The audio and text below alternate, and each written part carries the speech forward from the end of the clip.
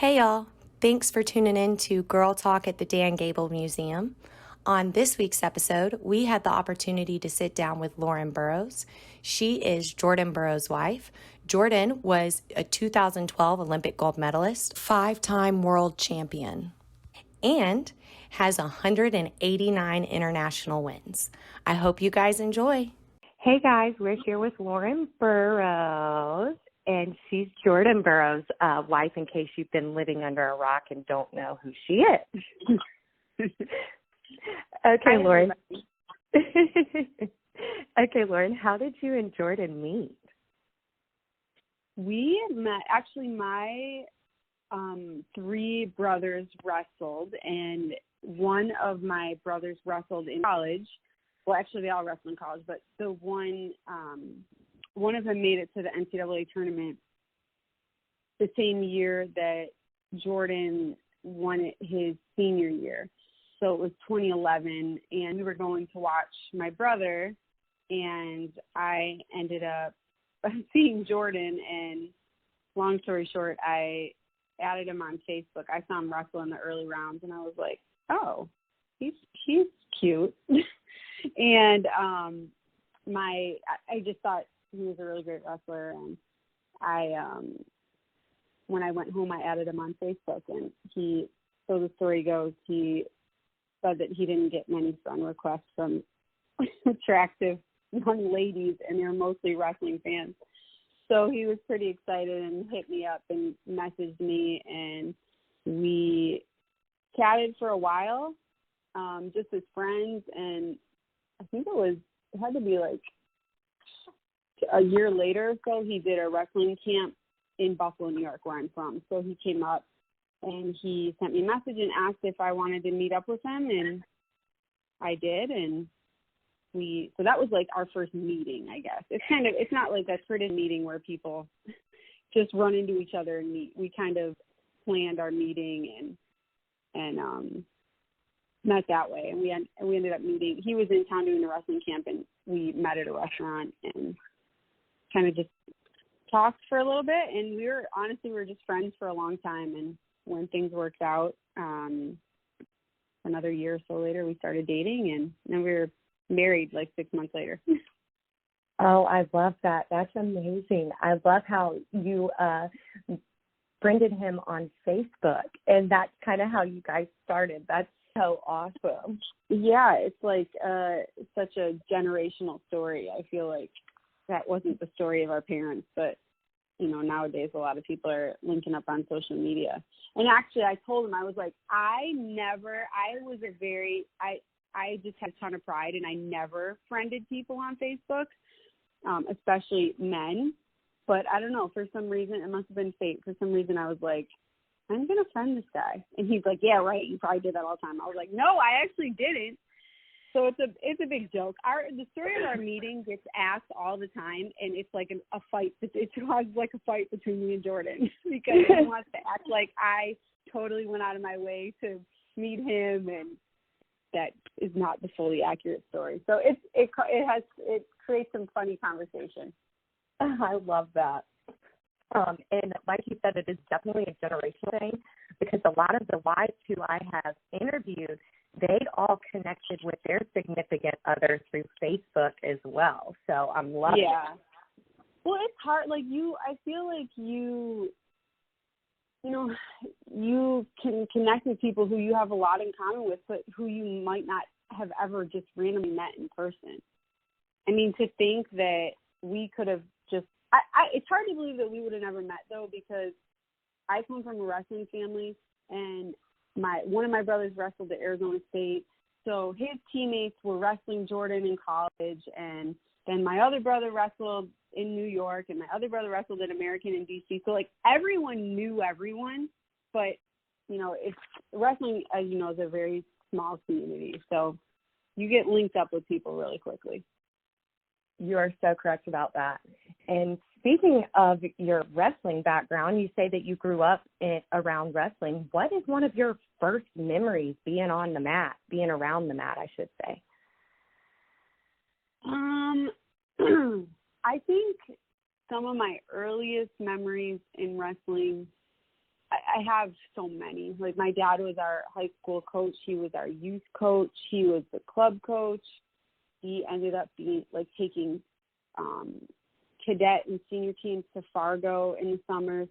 So, like, it was just my life growing up. My twin brothers are a year younger than me, and they started wrestling at 5. So I was 6 then, and my youngest brother had been 4 at the time. So we were thrust into wrestling very easily very early. And my dad didn't like force me to wrestle or anything, but I was just, because of the fact that he was the coach and my 3 brothers were around it, I was in the room all the time. And, it just so happened I had 3 brothers, and one of them always needed a training partner. So I was my younger brother's training partner while my twin brothers wrestled with each other. So I was in the room all the time. And I just remember being very little and being on the mats, and then we would go to tournaments and we'd be sitting in the stands all day. And I never competed. I've said this in a few interviews before, but like, when I was growing up, which, is crazy because it's like 20 years ago now, women's wrestling was not, as acceptable as it is now. It wasn't like, oh yeah, I'm going to throw my little girl in wrestling. Like, if you were if you were enrolling your young girl in wrestling, like, there were conversations to be had. And I'm sure there still are. She's going to go through a lot of stuff. And my dad just wasn't prepared to have me do that at that time. So I played other sports, but I was in the practice room constantly. And we had mats in my basement, and my dad would hold practices after school, and I was always a partner. So I didn't compete, but I know my Granby roll and my double leg takedown pretty well. Heck yes, I love that. And I like how you say that women's wrestling wasn't what it is today. Thank goodness it is huge today, but it was almost taboo to put your daughter. Right. It's exactly what it was. Yep, into wrestling boys. I know that feeling all too well. So what was your dad's reaction to you and Jordan dating? I mean, I think at first it was the reaction that any dad would have if, when your daughter, I was 23 at the time, so I was a young woman, but, it's just the same thing. Like, I want to know what kind of guy this is, and I want to make sure he's going to treat you right, and all that. But we had been friends for a while, and Jordan had come to visit me, so he had gotten a little bit of a chance to know him, and I think part of it was exciting because my dad loves wrestling, as much as anyone I know.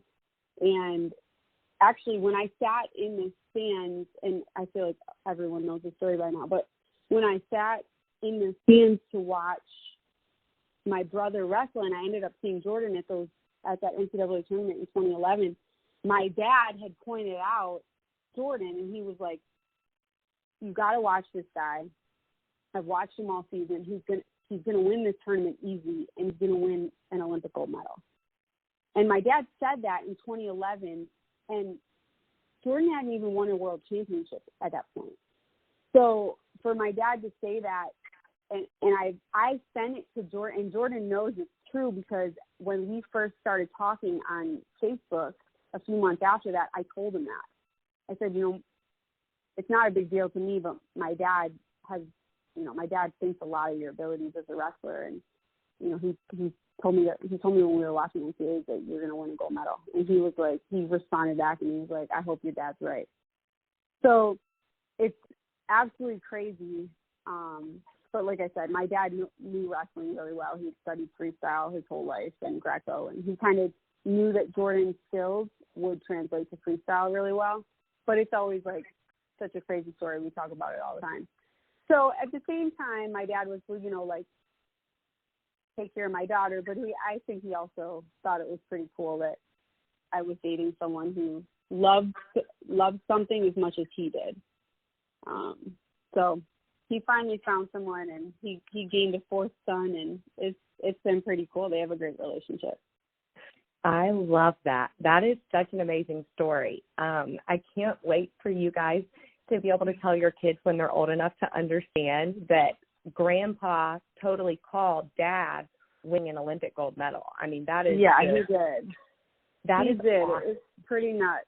It was pretty nuts the way he said at our wedding. My dad gave a speech at our wedding, and he was like, he's like, I love my sons, but he's like, I always dreamed of having like an Olympic gold medalist as a son, and now I do. It's just a little differently, just a little different than I pictured. I love that, though. That is so amazing. I love that your dad just had an eye for it to see it as a coach. Yeah. That I can imagine that family functions are centered around wrestling with your family. That's amazing. Oh yeah, they're always putting Jordan and trying to take takedowns on him and wrestling around on the floor, and it's fun. It's a lot of fun. My brothers and my husband get along very well. Wrestlers kind of all flock together, so it's been an awesome thing to kind of watch their relationship grow. So. Oh, to be a fly on the wall during those family functions when they're trying to get takedowns on him. Nobody comes close, but it's a big joke. I love it.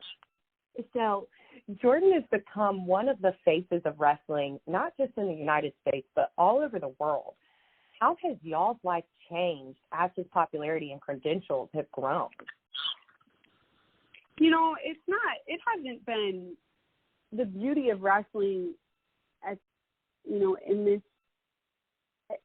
during this time is that he's mobbed at wrestling events, but it's not like we walk down the street and he's getting mobbed anywhere else, and especially not in Lincoln, Nebraska. So life hasn't really changed a whole lot, everyday life. It's not like he's, getting stopped like some of these, like LeBron James can't go anywhere, I would imagine.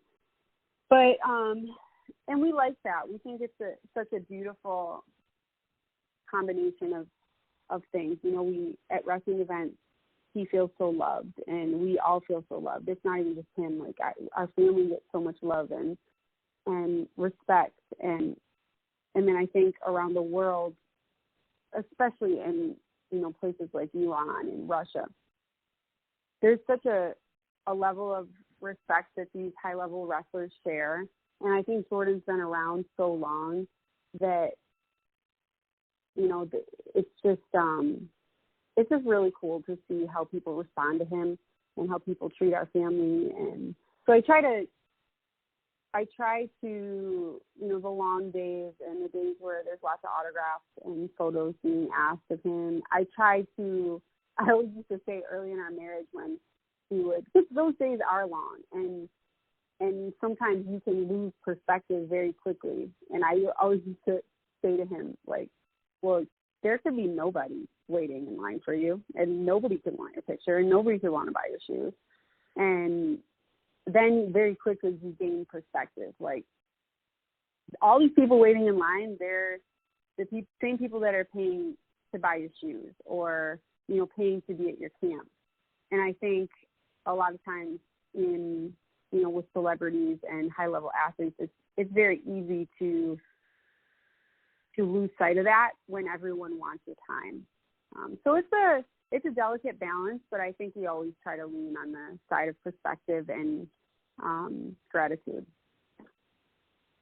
That is a beautiful insight, and I love how you described it as love, that you guys are feeling all this love from everybody in the community. That's really beautiful. Yeah, I think social media is really aided in connecting fans with, their role models. And I like to kind of see it as a relationship. Like, it's a two-sided relationship. It isn't like these fans just love us and Jordan doesn't, like, love, the admiration, the affection that he receives from them. It's a really special thing, and we try to just really take it in and soak it up, because it doesn't last forever. Unless you're Dan Gable and you're still getting mobbed at NCAA tournaments for years to come, which I'm sure we'll have a little bit of that too. But, you know, you really have to appreciate it while you're in it because it goes by so fast. I mean, it's been almost a decade that Jordan's been wrestling internationally. It's crazy. Oh, I can imagine. And I definitely feel for certain, that Jordan will have the same reactions that Dan still gets when he's Dan's age.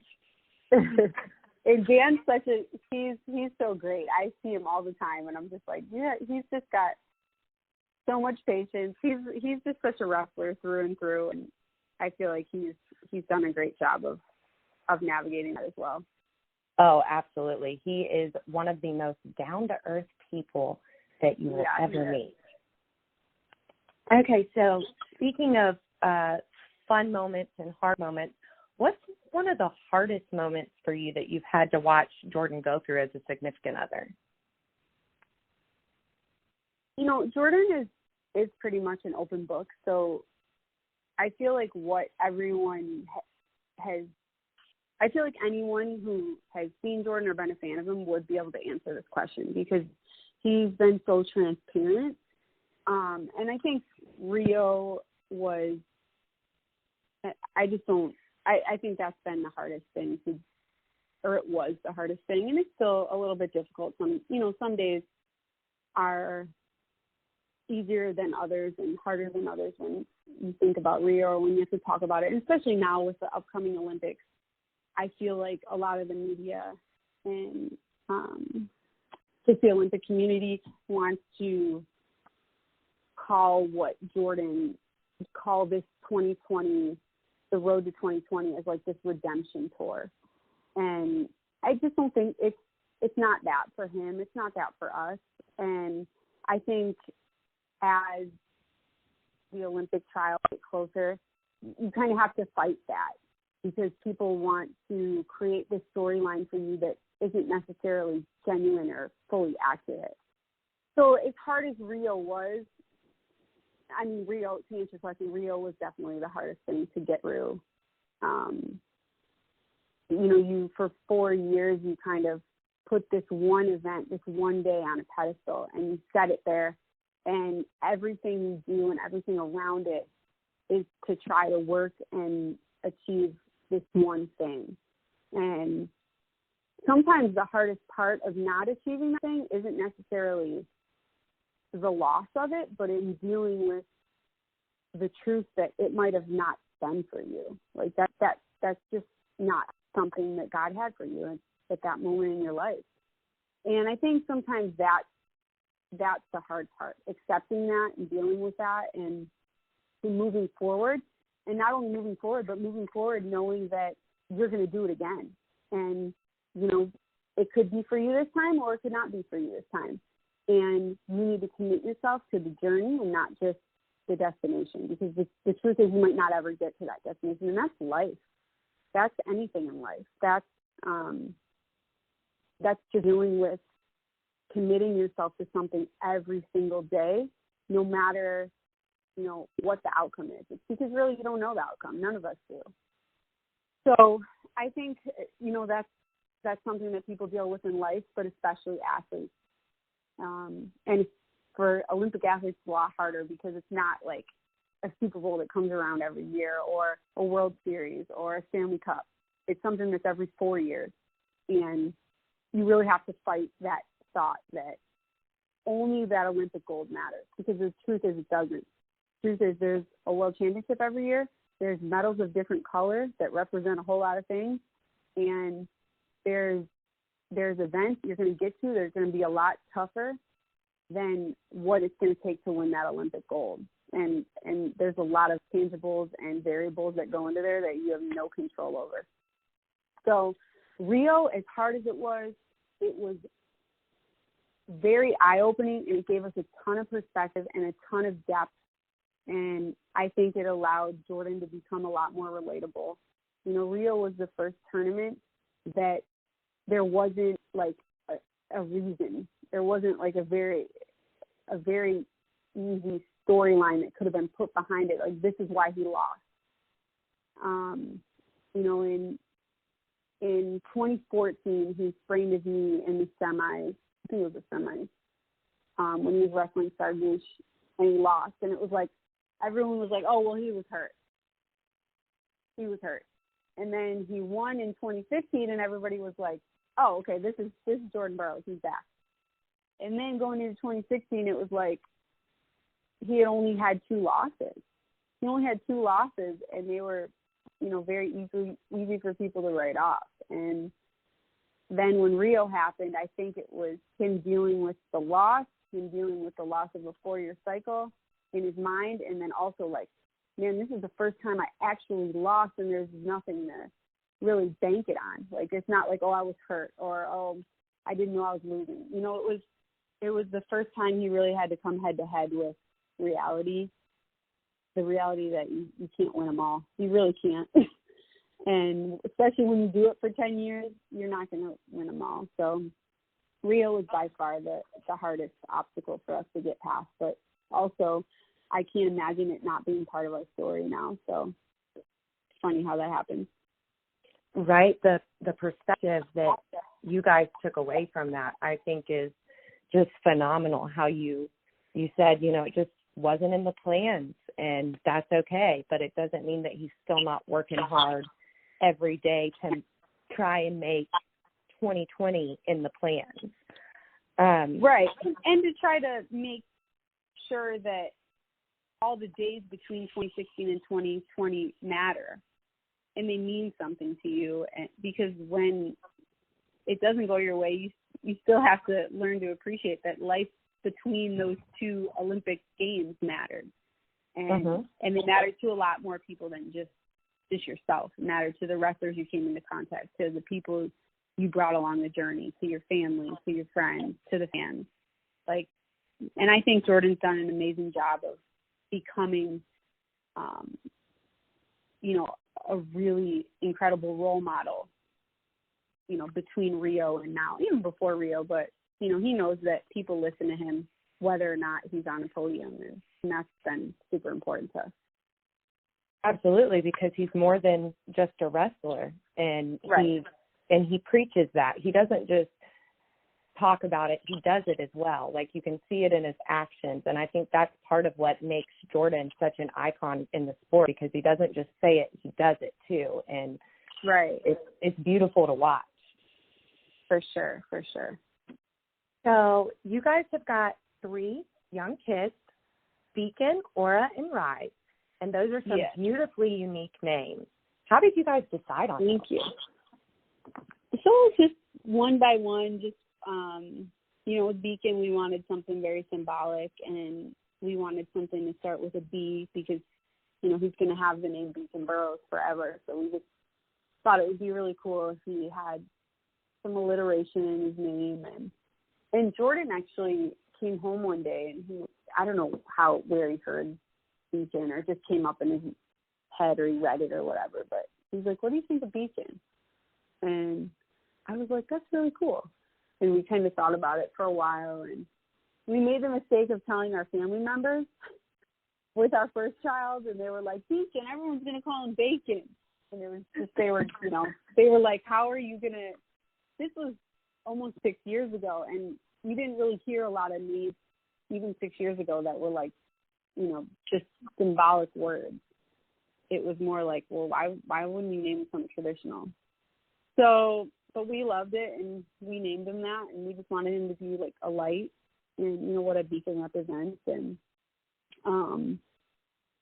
then with my daughter Aura, I'm Hispanic, so my mom's Mexican and Spanish, and I have a very American name. Like, Lauren isn't Hispanic, and I always wished that when I was growing up I had something to kind of connect me with that part of my story and my background. And so I said, when I have a daughter, I want to name her something Hispanic, or something that means something in the Spanish language. And Aura, it translates as she prays, so that was really special to me and really important.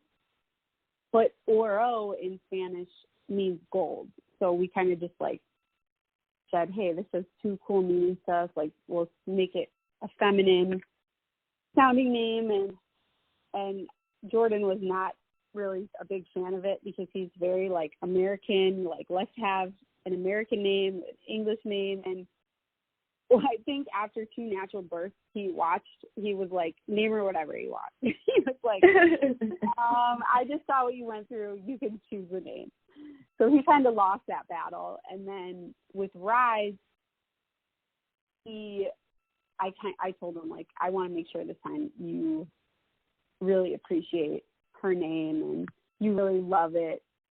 And so he started thinking of names really early. We had a girl name and a boy name picked out. And Rise was actually the song for the 2016 Olympics by Katy Perry.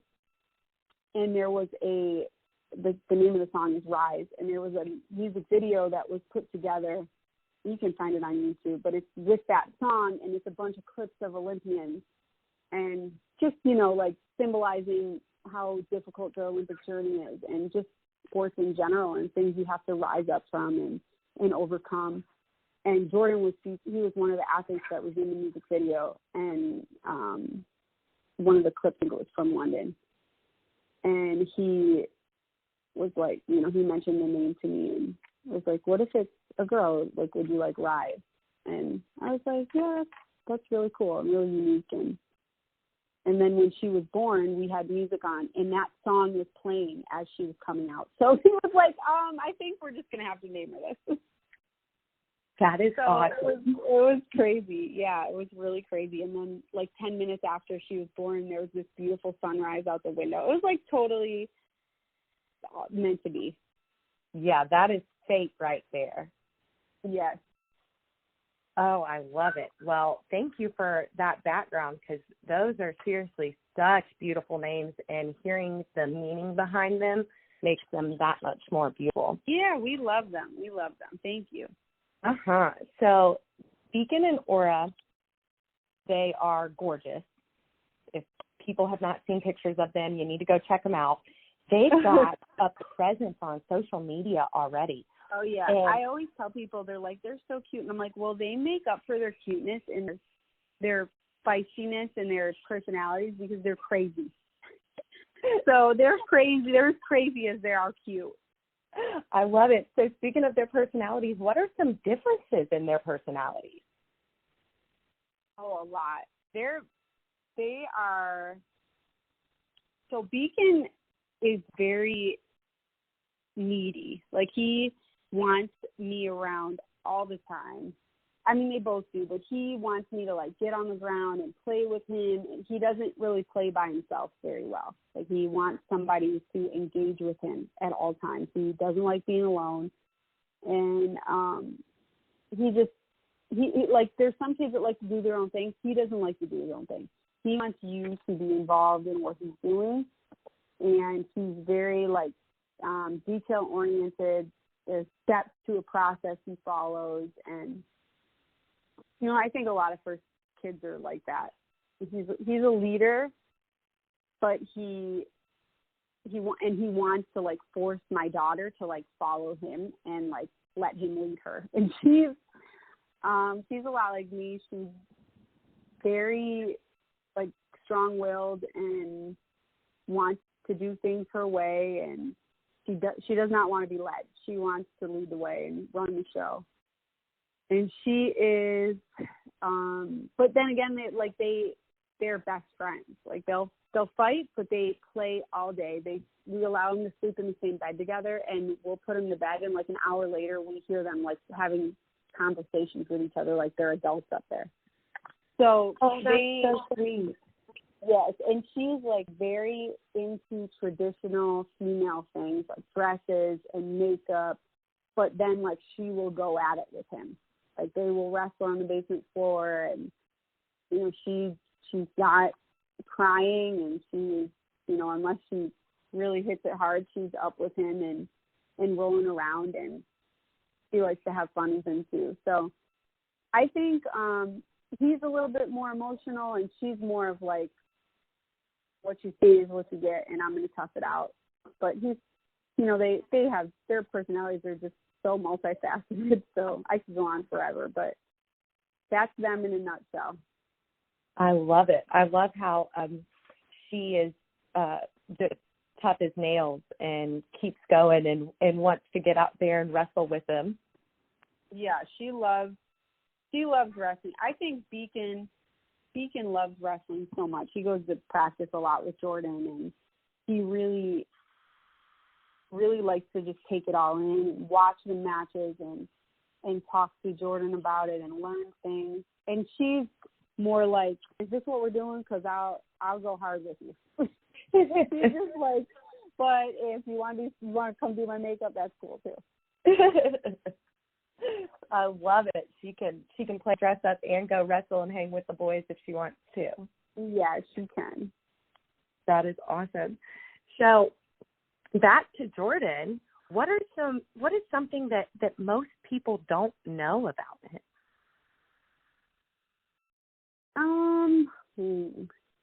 This is always hard, this question, because he's such an open book and he's so transparent about things that, like, I feel like a lot of people know everything about him. He's goofy. He's really silly. Here's something somebody might not know. He can, like, listen to a song and he can listen to it like 2 or 3 times and he'll know all the words to it. He's really good at memorizing lyrics, and he's got an excellent just memory in general. He'll remember stories from, like, when he was like 4 years old, 5 years old in preschool, and he'll tell me like a full story that happened with another kid, and he'll know the kid's name. Like, he's got a really good memory. That's crazy. I can't remember friends' names. I know. From preschool. Me either. I can't remember a lot of things, and he's got a great memory. That is awesome. And I like how he can know the lyrics of a song for listening to it just a couple of times. Yep, he's good at that. That's one of his